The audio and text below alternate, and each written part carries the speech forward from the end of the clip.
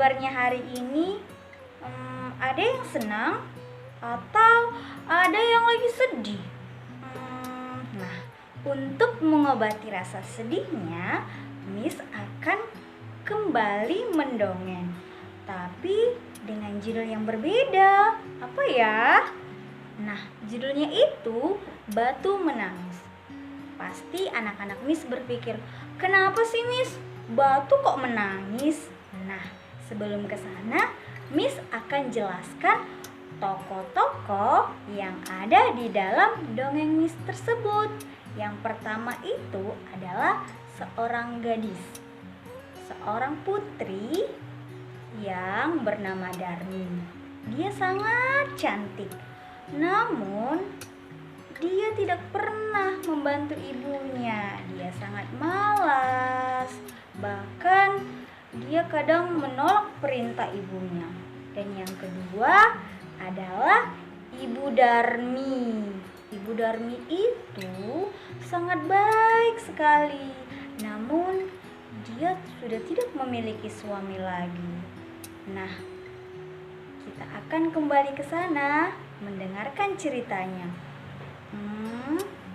Sudah siap? Nah, kalau sudah siap, posisinya harus bagus, mulutnya harus dikunci, dan posisinya dalam keadaan baik. Dengarkan Miss ya. Batu menangis. Pada zaman dahulu, di Kalimantan Barat, Indonesia, hiduplah seorang janda dan seorang putrinya yang sangat cantik bernama Darmi. Mereka tinggal di gubuk di ujung desa. Semenjak ayah Darmi meninggal, mereka mengalami kehidupan yang susah. Ayah Darmi tidak meninggalkan sedikit harta untuk mereka, sehingga ibunya harus bekerja keras di sawah sebagai buruh upah. Sementara putrinya yang bernama Darmi sangat malas. Segala permintaannya harus dituruti. Tapi dia sangat tidak mau membantu ibunya. Kerjaannya hanya bersolek dan berkeliling kampung untuk menebarkan kecantikannya. Kemudian pada suatu saat, Ibu Darmi menyuruh Darmi untuk membantu ibunya ke sawah dan berkata, "Nak, bantu ibu ke sawah ya."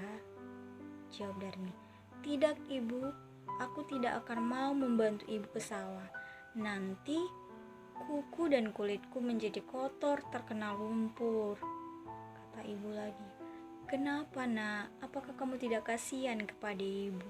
Jawab Darmi, "Tidak ibu, ibu kan sudah tua, itu kan kerjaan ibu. Tidak ada lagi laki-laki yang tertarik pada ibu. Sebab ibu sudah tua, ibu sudah keriput dan tidak cantik lagi." Mendengar perkataan Darmi, ibu sangat sedih. Namun ibunya selalu berusaha tegar. Dan keesokan harinya, setelah ibunya pulang dari sawah, Darmi berkata, "Bu, mana uang upahnya?" Jawab ibu, "Untuk apa nak?" Darmi pun berkata, "Darmi ingin membelikan bedak Darmi, soalnya sudah habis ibu." Ibu berkata, "Nak, ini uang untuk kebutuhan kita. Jika kamu belikan bedak, pasti akan habis." Meskipun ibunya sangat marah, tapi ibunya tetap berusaha memberikan bedak tersebut kepada Darmi. Lalu keesokan harinya pun terjadi seperti itu. Dan Darmi pun berkata, "Bu, bedakku sudah habis. Apakah ibu mau membelikannya?" Jawab ibu, "Ibu tidak tahu bahan kecantikan apa yang ingin kamu miliki nak." Lalu pun ibu mengajak sang putrinya untuk ke pasar. "Bagaimana jika kamu ikut ke pasar?" kata ibu. Jawab Darmi, "Tidak bu, aku tidak mau." Lalu kata ibu, "Jika kamu tidak mau, bagaimana caranya ibu memberikannya kepadamu nak?" Darmi pun terus berpikir. Lalu tiba-tiba Darmi mengiyakan, "Baiklah Bu, kalau begitu aku akan ikut bersama ibu pergi ke pasar. Tapi dengan satu syarat, ibu harus berjalan di belakangku," kata ibu. "Kenapa nak?" jawab Darmi. "Aku malu dengan orang-orang yang ada di kampung ini. Sebab penampilan ibu sangat jelek. Pakaian ibu kotor, jadi aku malu ibu," jawab ibu. "Baiklah nak, jika itu permintaanmu, tidak apa-apa ibu berjalan di belakangmu." Akhirnya mereka berdua sama-sama pergi ke pasar. Meskipun ibunya merasakan sedih, namun ibunya berusaha untuk tegar. Setibanya di perjalanan, teman Darmi datang dan menghampiri dirinya dan berkata, "Hei Darmi, siapakah yang ada di belakangmu itu? Apakah dia ibumu?" jawab Darmi. "Tidak, dia bukan ibuku. Dia adalah pembantuku." Hati ibunya terasa sedih mendengar perkataan putrinya seperti itu. Namun ibunya berusaha tegar. Kemudian setelah di perjalanan beberapa menit, datanglah teman Darmi dan berkata lagi, "Hei Darmi, siapakah perempuan tua yang membawa keranjang itu yang berada di belakangmu?" jawab Darmi. "Dia adalah pembantuku." Ibunya merasa sedih mendengar perkataan putrinya. Namun ibunya tetap berusaha untuk tegar. Mereka terus berjalan dan akhirnya pada suatu saat itu ibunya berhenti di tengah jalan dan Darmi berkata, "Bu, kenapa kita berhenti di sini?" Ibunya tidak menjawab. Darmi hanya melihat ibunya berkumat kamit. Namun ibunya tetap tidak menjawab perkataan Darmi dan ibunya berdoa, "Ya Tuhan, ampunilah hamba-Mu ini, sebab hamba sudah tidak sanggup lagi dengan perilaku anak hamba.